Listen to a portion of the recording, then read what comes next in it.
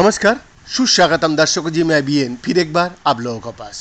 दर्शक, amyloid beta जिसको बोला जाता है ए बीटा समुच्चय प्रोटीन के गुच्छे है जो अल्जाइमर जैसे न्यूरो डिजेनरेटिव रोगों से सबसे अधिक जुड़ा होता है। हालांकि लगातार सुर्खियों में रहने का बावजूद शोधकर्ता ये समझने में असमर्थ रहा है कि ए बीटा कैसे एक साथ आता है और कैसे टूटता भी है।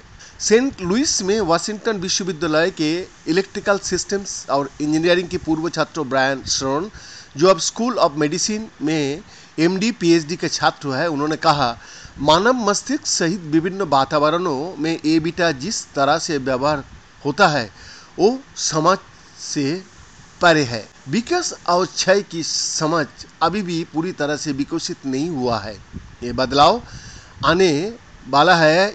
जी हाँ, इसका श्रेय हाल ही में वासु के मैककल स्कूल ऑफ इंजीनियरिंग के Preston M Green Department of Electrical and Systems Engineering के मैथ्यू लैब के प्रयोगशाला के सहकर्मियों द्वारा किए गए शोध को जाता है, जिसे सन पत्रिका के नैनो लेटर्स में प्रकाशित किया गया है। अपनी तरह के पहले काम में सन और उनके सहकर्मी amyloid fibril beta sheet assembly protein समूह के अंतर्निहित गाढ़ों को मापने में सक्षम थे, जबकि वो बदल रहे थे। जी हाँ, पिछले उच्च रेजोल्यूशन माइक्रोस्कोपिक अध्ययनों में केवल स्थिर शॉट ही मिला है। पेपर के प्रथम लेखक सन ने कहा, हम विशेष रूप से ए बीटा की अंतर्निहित संरचना की गतिशीलता को देखना चाहते थे, जो कि हम जो परिवर्तन देख रहा है उसके लिए जिम्मेदार हो सकता है, न कि केवल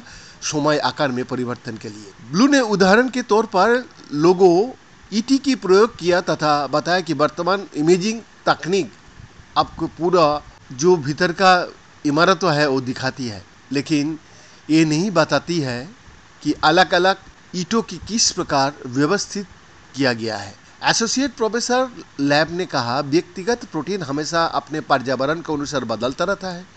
ये कुछ लोगों ईटी के कारण अन्य ईटी की आकार बदलने जैसा है।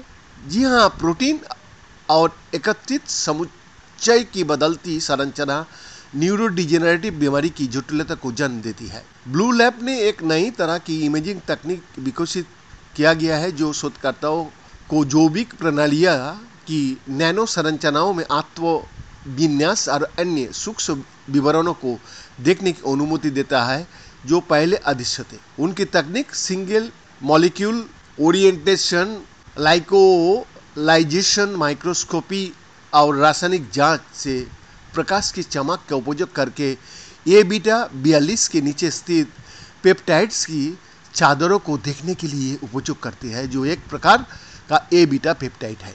SMOLM का उपयोग करके वो अंतर्निहित बीटा सीट के व्यक्तिगत अभिविन्यास को देख सकता है, जिससे उनके संगठन के बीच संबंध को देखा जा सकता है तथा ये देखा जा सकता है कि ये एमेलॉइड प्रोटीन की समय संरचना से किस प्रकार संबंधित है।